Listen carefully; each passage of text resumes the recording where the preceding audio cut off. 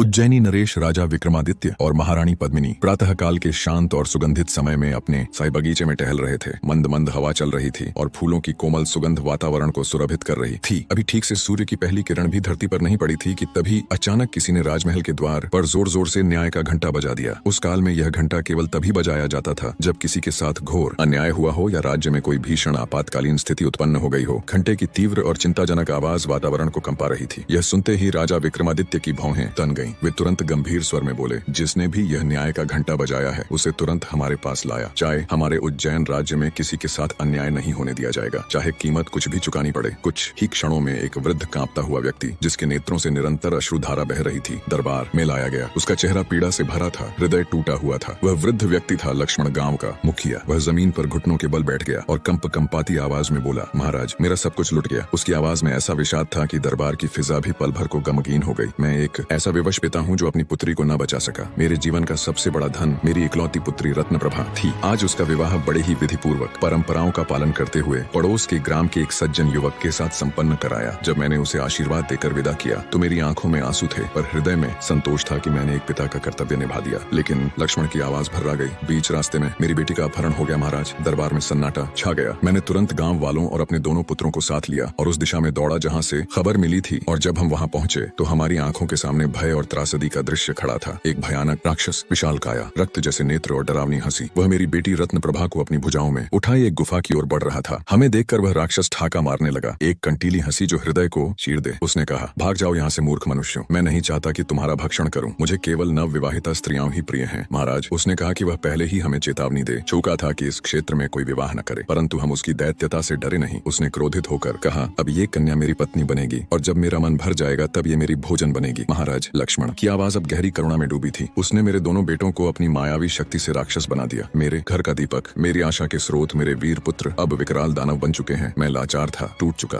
था। मेरी दुनिया अंधकारमय हो चुकी थी। तब मुझे एक ही नाम याद आया, उज्जैनी नरेश महाराज विक्रमादित्य। केवल आप ही हैं जो मेरे इस अनर्थ से भरे जीवन को फिर से न्याय दे सकते हैं। हे महाराज, कृपा करिए, मेरे आंसुओं की पुकार सुनिए, मेरी रत्नप्रभा को बचाइए और मेरे पुत्रों को उस दानव की माया से मुक्त करिए। यह सुन राजा विक्रमादित्य का मुखमंडल गंभीर हो गया। वे अपने सिंहासन से उठ खड़े हुए और दृढ़ स्वर में बोले, आप चिंता न करें लक्ष्मण। मेरे रहते आपकी पुत्री रत्नप्रभा और आपके दोनों पुत्रों को कोई हानि नहीं पहुंचा सकता। मैं स्वयं उस दुष्ट राक्षस से उनका उद्धार करूंगा। ऐसा कहकर राजा विक्रमादित्य ने तत्क्षण लक्ष्मण से पूछा, बताइए वह गुफा कहाँ है? लक्ष्मण ने कांपते हुए हाथों से गुफा का रास्ता बताया। राजा ने एक पल भी विलंब न करते हुए अपना तेज तर्रार घोड़ा मंगवाया और उसी क्षण गुफा की ओर निकल पड़े। रास्ता उबड़ खाबड़ था, वीरान और भयावह। आसमान में बादल मंडरा रहे थे और प्रकृति भी जैसे कुछ अनहोनी का संकेत दे रही थी। चलते चलते दोपहर हो चली। अब सूर्य सिर पर था और ताप बढ़ने लगा। यात्रा के दौरान राजा विक्रमादित्य को तेज प्यास लगी। उन्होंने इधर उधर पानी की तलाश की, पर हर ओर सूखी धरती ही दिखी। तब उन्होंने किसी ऊंचे पेड़ पर चढ़कर चारों ओर दृष्टि डालने का निश्चय किया। जैसे ही वे उस पेड़ की सबसे ऊंची शाखा पर पहुंचे और दूर तक अपनी दृष्टि घुमाने लगे, उन्हें एक रहस्यमयी दृश्य दिखा। एक स्त्री जो एक गुफा के पास बैठी थी और एक राक्षस उसके साथ समय बिता रहा था। राजा की आंखों ने जैसे एक गुप्त कांड देख लिया हो। राक्षस जब उस स्त्री के साथ अपनी विकृत वासना पूरी कर चुका तो उसने अपनी मायावी शक्ति से उस स्त्री को एक लोमड़ी में बदल दिया। राजा विक्रमादित्य यह सब उस पेड़ की ऊंचाई से देख रहे थे और जब उन्होंने राक्षस के चेहरे को ध्यान से देखा तो उनका रक्त खौल उठा। यह वही नीच है जिसने लक्ष्मण की पुत्री रत्नप्रभा का अपहरण किया। यह जानकर उनका क्रोध सातवें आसमान पर पहुंच गया। उनकी आंखें ज्वालामुखी सी दहक उठी। वे पेड़ से नीचे उतरे और सीधा उस गुफा की ओर चल पड़े। गुफा पर पहुंचने पर देखा कि राक्षस वहां से जा चुका था। गुफा के बाहर केवल वह लोमड़ी बनी स्त्री थी जो अब पशु रूप में कराह रही थी। राजा विक्रमादित्य उसके पास पहुंचे और अपने पास रखा दिव्य मायावी जल उस पर छिड़क दिया। जैसे ही मायावी जल उस लोमड़ी को छूता है, एक चमत्कार होता है। वह तुरंत एक सुंदर स्त्री में बदल जाती है। उस स्त्री की आंखों में आंसू थे और चेहरे पर आशा की हल्की सी रेखा। राजा ने अपने तेजस्वी स्वर में कहा, देवी, मैं उज्जैनी का नरेश, चक्रवर्ती सम्राट विक्रमादित्य हूँ। बताइए आप कौन हैं और इस राक्षस के साथ क्यों रह रही थी? जहाँ तक मुझे प्रतीत होता है आप स्वेच्छा से तो इस दुष्ट के साथ नहीं थी। यह सुन वह स्त्री फफक फफक कर रो पड़ी। उसकी कांपती हुई आवाज में वेदना की पूरी गाथा बह रही थी। आपने सत्य कहा महाराज। मैं नंदन ग्राम के एक साधारण किसान की पुत्री हूँ। मेरे पिता ने बड़े उत्साह और प्रेम से मेरा विवाह संपन्न किया था। जब मैं अपने ससुराल जा रही थी तब इसी गुफा से यह राक्षस निकला और उसने मेरा अपहरण कर लिया। उसने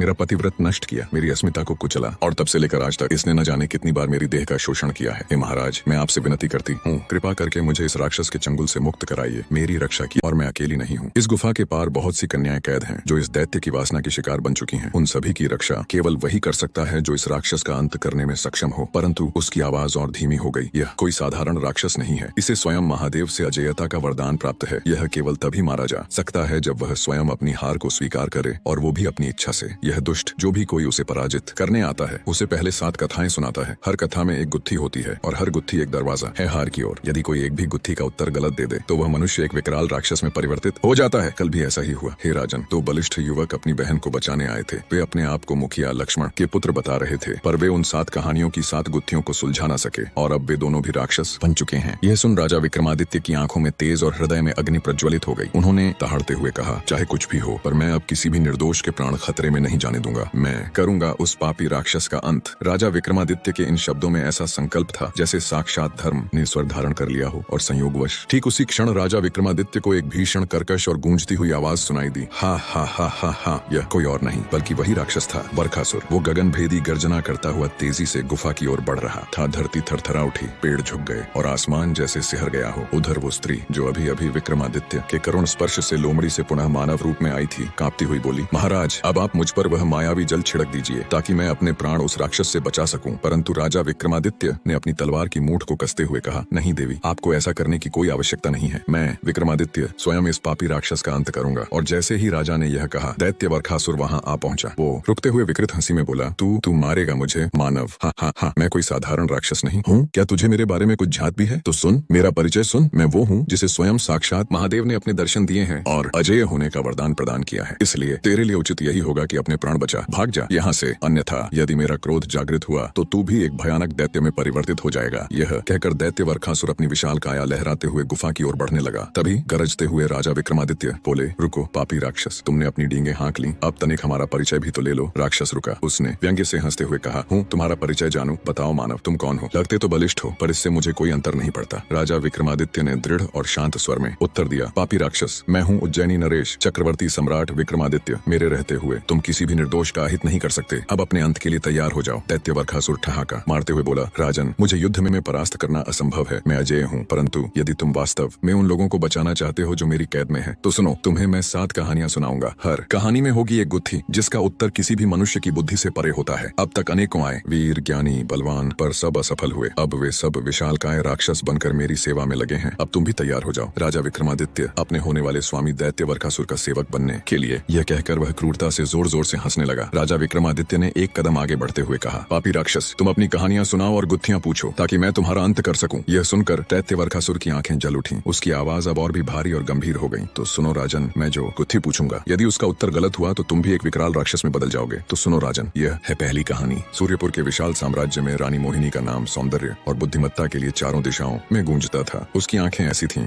मानो तारों भरी रात में चांदनी झिलमिलाती हो, और उसकी मुस्कान ऐसी कि चंद्रमा भी लज्जित हो जाए। उसका रूप देखकर राजकुमारों के हृदय में प्रेम की लहरें उठती थीं और उसकी मधुर वाणी सुनकर विद्वानों का मन सम्मोहित हो जाता था। किंतु मोहिनी केवल रूप की रानी नहीं थी, उसकी बुद्धि इतनी प्रखर थी कि विद्वान भी उसके सामने नतमस्तक हो जाते। उसने प्रण लिया था कि वह उसी राजकुमार से विवाह करेगी जो उसके 12 गूढ़ प्रश्नों के सटीक उत्तर दे सके और स्वर्ण शतरंज के खेल में उसे परास्त कर दे। यदि कोई इसमें असफल होता तो उसे मोहिनी के महल के गुप्त अंधेरे कक्ष में आजीवन कैद रहना पड़ता, जहाँ न सूरज की किरण पहुँचती थी न चांद की शीतलता। मोहिनी का हृदय गर्व से भरा था। वह मानती थी कि उसका सौंदर्य और बुद्धि इतने अनुपम है कि कोई साधारण पुरुष उसके योग्य नहीं हो सकता। उसके मन में एक भय भी था। वह नहीं चाहती थी कि कोई असफल राजकुमार बाहर जाकर उसके रूप का बखान करे और उसे अपमानित करे। उसका नियम था, जो मुझे एक बार देख ले वह या तो मेरा पति बनेगा या मेरा कैदी। इस कठोर शर्त के बावजूद कई राजकुमार मोहिनी के सौंदर्य के जादू में बंधकर सूर्यपुर पहुंचे। उनके हृदय में प्रेम की आग थी और मन में साहस का जोश, पर मोहिनी के प्रश्नों की गहराई और स्वर्ण शतरंज की चालों के जाल में सभी हार गए। वे सब उसके महल के ठंडे अंधेरे कक्षों में कैद हो गए,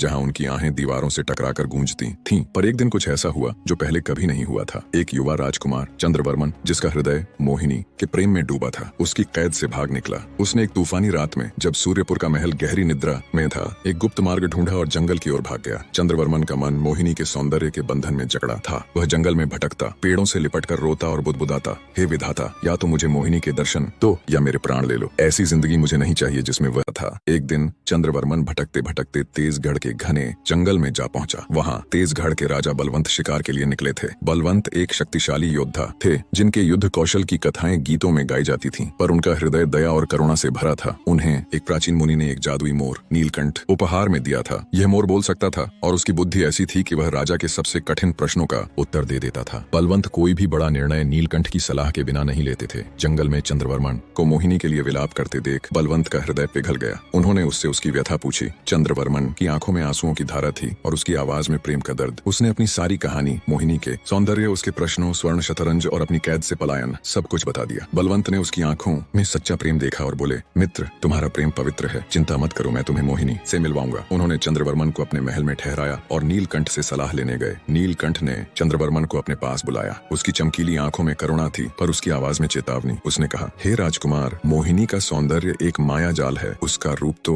मोहक है पर उसका हृदय कपट से भरा हो सकता है। तुम भाग्यशाली हो कि उसकी कैद से निकल आए। फिर भी यदि तुम्हारा हृदय नहीं मानता तो मेरी यह कथा सुनो। नीलकंठ ने गंभीर स्वर में एक कहानी सुनाई। सोम नगरी में एक धनी जमींदार रहता था। उसकी बेटी अनुपमा थी जिसका रूप और स्वर मन को मोह लेता था, पर वह कपटी थी और अपने प्रेमी एक डाकू के साथ मिलकर गाँव वालों को लूटने की योजना बनाती थी। एक दिन एक साधु गांव में आया और उसने अनुपमा के कपट को भांप लिया। उसने जमींदार को सावधान किया पर अनुपमा ने साधु पर जादू टोने का आरोप लगाकर उसे गांव से निकलवा दिया। उस रात डाकू और अनुपमा ने जमींदार के खजाने को लूट लिया और गांव छोड़कर भाग गए। जमींदार का हृदय टूट गया और वह अपमान व दुख में डूब गया। बाद में गांव वालों को सत्य पता चला पर तब तक सब कुछ नष्ट हो चुका था। नीलकंठ ने कहा, सौंदर्य पर आंख मूंद कर भरोसा करना मूर्खता है। मोहिनी ने तुम्हें कैद किया, फिर भी तुम उसके प्रेम में अंधे हो। अपनी जान बचाओ और उसे भूल जाओ। चंद्रवर्मन की आंखें आंसुओं से भीग गईं। उसने कहा, हे नीलकंठ, मेरे हृदय में मोहिनी की छवि बसी है। चाहे मेरे प्राण चले जाएं, मैं उसे एक बार फिर देखना चाहता हूँ। उसकी दशा देख बलवंत का मन द्रवित हो गया। उन्होंने कहा, जब तक इसकी मोहिनी से मुलाकात न हो इसका हृदय शांत नहीं होगा। मैं स्वयं सूर्यपुर जाऊंगा और मोहिनी की चुनौती स्वीकार करूंगा। नीलकंठ ने बलवंत को रोका और बोला,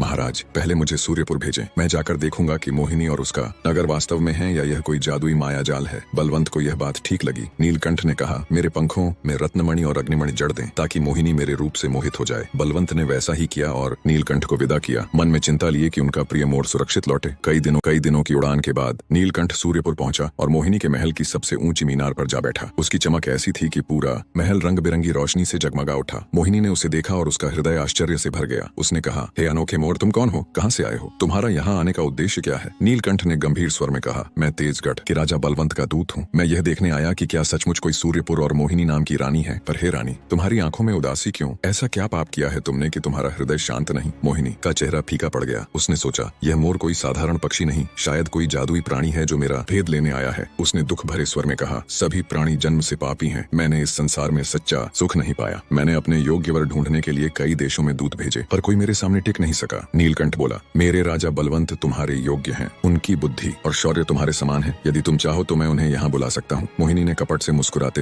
हुए कहा, हे मोर, मुझे तुम पर विश्वास है। मेरी यह अंगूठी मेरे भावी पति को दे दो और कहो कि मैं उनकी प्रतीक्षा कर रही हूँ। मेरे पास आओ, मैं तुम्हारी मेहमान नवाजी करूंगी। नीलकंठ को मोहिनी की मंशा समझ आ गई। उसने सावधानी से कहा, मैं तुम्हारे पास नहीं आऊंगा। सुना है तुम बहला फुसलाकर लोगों को कैद कर लेती हो। मोहिनी ने कसम खाई, मैं सच्ची हूँ, मेरे इरादे नेक हैं। नीलकंठ उसकी मधुर वाणी और दुख भरी आंखों में फंस गया और उसके पास उतर गया। तभी मोहिनी ने उसे एक जादुई पिंजरे में कैद कर लिया और क्रोध से बोली, तू कोई साधारण मोर नहीं, कोई जासूस है। मेरे रहस्य जानने आया है। अब तुझे जीवित नहीं छोड़ूंगी। नीलकंठ का हृदय डर से कांप उठा पर उसने हिम्मत नहीं हारी। उसने तुरंत तरकीब सोची और बोला, हे रानी, मैं कोई जासूस नहीं, मैं मुनि वशिष्ठ का शिष्य हूँ। यदि तुम मुझे छोड़ दो तो मैं तुम्हें एक शक्तिशाली मंत्र सिखाऊंगा जिससे तुम संसार की हर बुद्धि को परास्त कर सकती हो। मोहिनी का मन लालच से भर गया। उसने कहा, जल्दी मंत्र बता, नहीं तो तेरे पंख नोच डालूंगी। नीलकंठ ने कहा, मंत्र गुप्त होता है, अपनी दासियों को हटाओ, मैं इसे तुम्हारे कान में बताऊंगा। मोहिनी ने दासियों को हटा दिया। जैसे ही वह मंत्र सुनने के लिए पास आई, नीलकंठ ने अपनी चोंच से उसकी कलाई पर प्रहार किया और जादुई पिंजरे का ताला तोड़कर उड़ गया। मोहिनी गुस्से और अपमान से चीख उठी और अपने बाज को बुलाया, पर तब तक नीलकंठ आकाश में विलीन हो चुका था। वह तेजगढ़ लौटा और बलवंत को सारी बात बताई। उसकी आवाज में चिंता थी पर आंखों में आत्मविश्वास। उसने कहा, मोहिनी का सौंदर्य सत्य है पर उसका स्वभाव कपटी है। फिर भी यदि आप चंद्रवर्मन की मदद करना चाहते हैं तो आपको सावधान रहना होगा। बलवंत का हृदय चंद्रवर्मन के प्रेम से द्रवित था। उन्होंने कहा, मैं मोहिनी की चुनौती स्वीकार करूंगा। नीलकंठ, तुम मेरे साथ चलो। बलवंत और नीलकंठ सूर्यपुर पहुंचे। मोहिनी ने उन्हें अतिथि गृह में ठहराया पर उसकी आंखों में कपट और हृदय में छल था। रात को उसने उन्हें अपने भव्य दरबार में बुलाया। मोहिनी ने कहा, राजन, मेरे 12 प्रश्नों के सही उत्तर दो और स्वर्ण शतरंज में मुझे परास्त करो, तभी मैं तुम्हारी होंगी, अन्यथा तुम मेरे कैदी बनोगे। राजा बलवंत ने दृढ़ स्वर में कहा, प्रश्न शुरू करो रानी, मैं तैयार हूँ। उनका चेहरा बिल्कुल शांत था और हृदय में एक ऐसा का जोश था जो स्पष्ट दिखाई दे रहा था। मोहिनी ने कहा, ये रहा मेरा प्रथम प्रश्न। राजन, तो बताओ, वह क्या है जो बिना जल के बहता है? वह क्या है जो बिना पंख के उड़ता है? वह क्या है जो बिना पैरों के चलता है? वह क्या है जो बिना मुंह के बोलता है? वह क्या है जो बिना आंखों के देखता है? राजा बलवंत ने कुछ समय सोचा और बोले, तो सुनो रानी, इस प्रश्न का उत्तर है, समय बिना जल के बहता है जैसे नदी की धारा,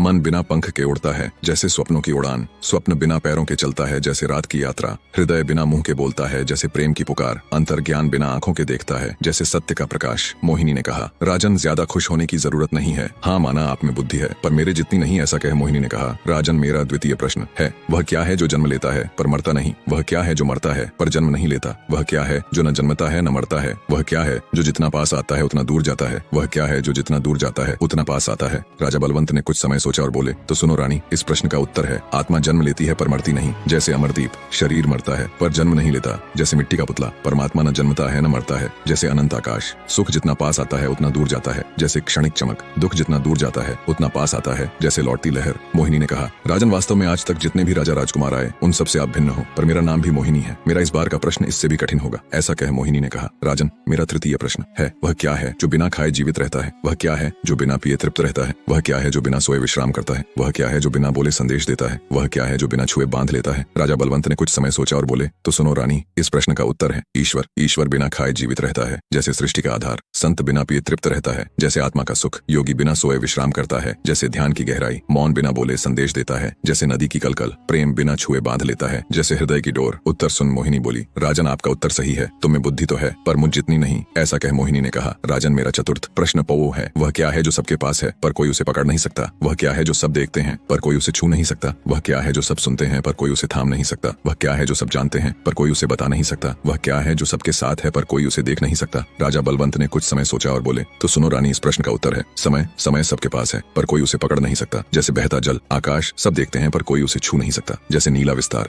ध्वनि सब सुनते हैं पर कोई उसे थाम नहीं सकता। जैसे मोहिनी ने कहा, राजन मेरा पंचम प्रश्न है, वह क्या है जो बिना मूल्य के मिलता है पर अनमोल है? वह क्या है जो जितना बांटो उतना बढ़ता है? वह क्या है जो जितना खर्च करो उतना बचता है? वह क्या है जो बिना मांगे मिलता है पर बिना खोए गायब हो जाता है? वह क्या है जो बिना बोले सब समझाता है? राजा बलवंत ने कुछ समय सोचा और बोले, तो सुनो रानी, इस प्रश्न का उत्तर है प्रेम। प्रेम बिना मूल्य के मिलता है पर अनमोल है, जैसे हृदय का रत्न। ज्ञान जितना बांटो उतना बढ़ता है, जैसे दीपक की लौ। सदाचार जितना खर्च करो उतना बचता है, जैसे अमर नीति। विश्वास बिना मांगे मिलता है पर बिना खोए गायब हो जाता है, जैसे सुबह का कोहरा। सत्य बिना बोले सब समझाता है, जैसे मौन का संदेश। अब मोहिनी ने मन ही मन सोचा कि शायद आज उसकी हार निश्चित है, और अब मोहिनी ने कहा, राजन मेरा षष्ठम प्रश्न है, वह क्या है जो रात में चमकता है पर दिन में गायब हो जाता है? वह क्या है जो पास होने पर छोटा और दूर होने पर बड़ा दिखता है? वह क्या है जो जितना गहरा उतना शांत? वह क्या है जो जितना ऊंचा उतना स्थिर? वह क्या है जो जितना पुराना उतना मूल्यवान? राजा बलवंत ने कुछ समय सोचा और बोले, तो सुनो रानी, इस प्रश्न का उत्तर है तारा। तारा रात में चमकता है पर दिन में गायब हो जाता है, जैसे रात का आभूषण। परछाई पास होने पर छोटी और दूर होने पर बड़ी दिखती है, जैसे जीवन का माया जाल। समुद्र जितना गहरा उतना शांत, जैसे मौन की गहराई। पर्वत जितना ऊंचा उतना स्थिर, जैसे धरती का आधार। ज्ञान जितना पुराना उतना मूल्यवान, जैसे प्राचीन ग्रंथ। अब मोहिनी की आंखों में ये साफ दिख रहा था कि उसकी हार निश्चित है। मोहिनी ने कहा, राजन मेरा सप्तम प्रश्न है, वह क्या है जो बिना जल के प्यास बुझाता है? वह क्या है जो बिना आग के गर्मी देता है? वह क्या है जो बिना रंग के रंगीन है? वह क्या है जो बिना रूप के सुंदर है? वह क्या है जो बिना धन के धनी बनाता है? राजा बलवंत ने कुछ समय सोचा और बोले, तो सुनो रानी, इस प्रश्न का उत्तर है वचन।